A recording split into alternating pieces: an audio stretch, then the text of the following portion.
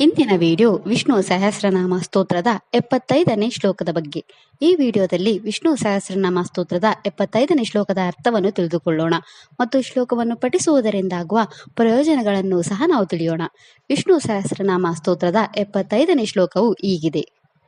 ಸದ್ಗತಿ ಸತ್ಕೃತಿ ಸತ್ತಾ ಸದ್ಭೂತಿ ಸತ್ಪರಾಯಣಃ ಶೂರಸೇನೋ ಯದು ಶ್ರೇಷ್ಠಃ ಸನ್ನಿವಾಸ ಸುಯಾಮುನಃ. ಈ ಶ್ಲೋಕದಲ್ಲಿ ಭಗವಾನ್ ವಿಷ್ಣುವಿನ 9 ನಾಮಗಳಿವೆ. ಈಗ ಭಗವಾನ್ ವಿಷ್ಣುವಿನ ಈ ಪ್ರತಿಯೊಂದು ನಾಮದ ಅರ್ಥವನ್ನು ತಿಳಿದುಕೊಳ್ಳೋಣ.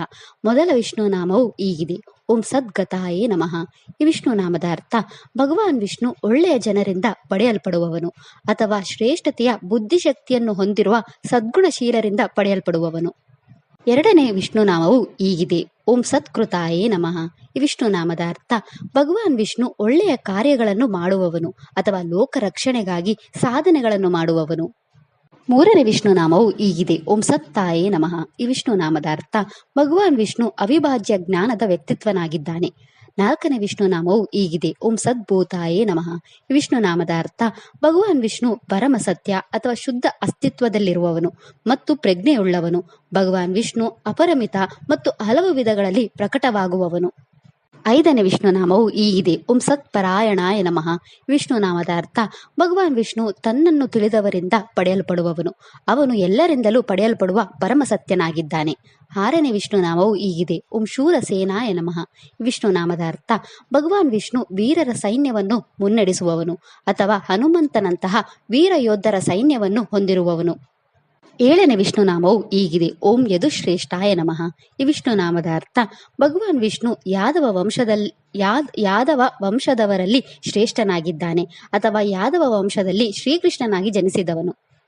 ಎಂಟನೇ ವಿಷ್ಣು ನಾಮವು ಹೀಗಿದೆ. ಓಂ ಸನ್ನಿವಾಸಾಯ ನಮಃ. ಈ ವಿಷ್ಣು ನಾಮದ ಅರ್ಥ ಭಗವಾನ್ ವಿಷ್ಣು ವಿದ್ವಾಂಸರು ಹೋಗುವ ಅಂತಿಮ ಸ್ಥಳವಾಗಿದ್ದಾನೆ ಅಥವಾ ಭಗವಾನ್ ವಿಷ್ಣು ಪವಿತ್ರ ಜನರ ಆಶ್ರಯ ತಾಣವಾಗಿರುವವನು. ಒಂಬತ್ತನೇ ವಿಷ್ಣು ನಾಮವು ಹೀಗಿದೆ. ಓಂ ಸುಯಮುನಾಯ ನಮಃ.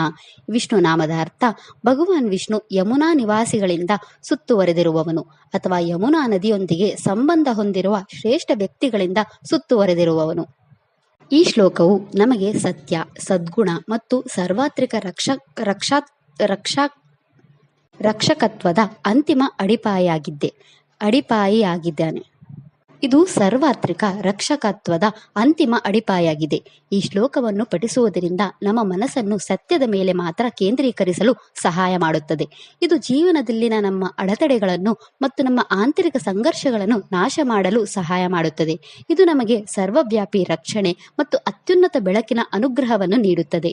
ಈ ಶ್ಲೋಕವು ನಮ್ಮ ಜೀವನದಲ್ಲಿ ಉತ್ತಮ ಸದ್ಗತಿಯನ್ನು ನೀಡುತ್ತದೆ. ಇದು ನಮಗೆ ಬುದ್ಧಿವಂತಿಕೆ ಮತ್ತು ಶ್ರೇಷ್ಠತೆಯನ್ನು ನೀಡುವ ಮೂಲಕ ನಮ್ಮನ್ನು ಸದ್ಗುಣಶೀಲರನ್ನಾಗಿ ಮಾಡುತ್ತದೆ.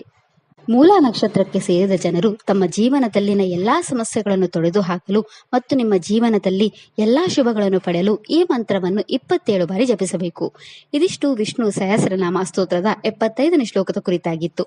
ನಾಳೆಯ ವಿಡಿಯೋದಲ್ಲಿ ವಿಷ್ಣು ಸಹಸ್ರನಾಮ ಸ್ತೋತ್ರದ 76ನೇ ಶ್ಲೋಕದ ಮೇಲೆ ಚಿಂತನೆಯನ್ನು ಮಾಡೋಣ. ಶ್ರೀಕೃಷ್ಣ ಅರ್ಪಣಮಸ್ತು. ಈ ವಿಡಿಯೋ ಇಷ್ಟ ಆದರೆ ಲೈಕ್ ಮಾಡಿ, ಶೇರ್ ಮಾಡಿ ಮತ್ತು ಚಾನೆಲ್ ಸಪೋರ್ಟ್ ಮಾಡೋಕೆ ಸಬ್ಸ್ಕ್ರೈಬ್ ಮಾಡಿ. ಧನ್ಯವಾದಗಳು.